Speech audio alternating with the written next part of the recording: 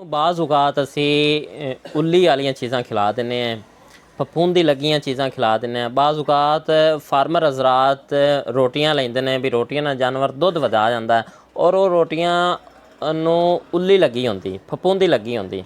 ਔਰ ਜਦੋਂ ਜਾਨਵਰ ਨੂੰ ਸਾਫ਼ ਜ਼ਹਿਰ ਅਸੀਂ ਜ਼ਹਿਰ ਦੇ ਰਹੇ ਹਾਂ, ਜਾਨਵਰ ਦੇ ਖੂਨ ਦੇ ਅੰਦਰ ਟੌਕਸਨ ਚਲਾ ਜਾਂਦਾ ਹੈ, ਉਹ ਜ਼ਹਿਰ ਜਾਨਵਰ ਦੇ ਖੂਨ ਦੇ ਅੰਦਰ ਚਲੇ ਜਾਂਦੀ ਹੈ। ਜਾਨਵਰ ਦਾ ਹਵਾਨਾ ਬਾਰ-ਬਾਰ ਸੁਰਖ ਹੋ ਜਾਣਾ, ਰੱਤਾ ਹੋ ਜਾਣਾ, ਸੁੱਜ ਜਾਣਾ, ਜਾਨਵਰ ਦੇ ਜਿਸਮ 'ਤੇ ਸੋਜ ਆ ਜਾਣੀ, ਜਾਂ ਜਾਨਵਰ ਦਾ ਨੂੰ ਬਾਰ-ਬਾਰ ਜਿਹੜੀਆਂ ਹਨ ਉਹ ਰੋੜੀਆਂ ਫਿੰਸੀਆਂ ਨਿਕਲ ਆਣੀਆਂ, ਜਾਨਵਰ ਦਾ ਜਿਸਮ ਪਟਾਕੇ ਮਾਰਨਾ।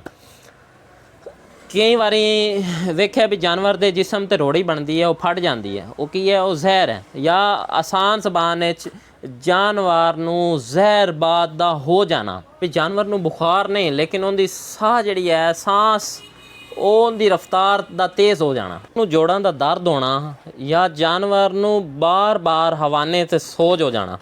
ਉਹਦੇ ਵਾਸਤੇ ਅਸੀਂ ਪਿਓਰ ਹੋਮਿਓਪੈਥਿਕ ਦਵਾਈ ਟੌਕਸੀਪਲਸ ਇਸਤੇਮਾਲ ਕਰਾਂਗੇ।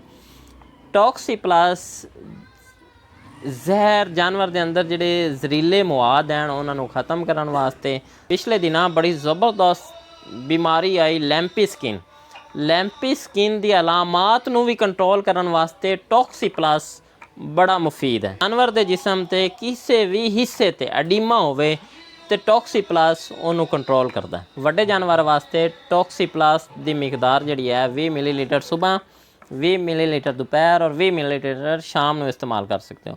ਔਰ ਛੋਟੇ ਜਾਨਵਰ ਵਾਸਤੇ 10 ਮਿਲੀਲੀਟਰ ਸੁਬਹ, 10 ਮਿਲੀਲੀਟਰ ਸ਼ਾਮ ਔਰ 10 ਮਿਲੀਲੀਟਰ ਦੁਪਹਿਰ ਨੂੰ 3 ਟਾਈਮ ਤੁਸੀਂ ਇਸਤੇਮਾਲ ਕਰਵਾਉਣਾ ਹੈ ਟੌਕਸੀਪਲਸ।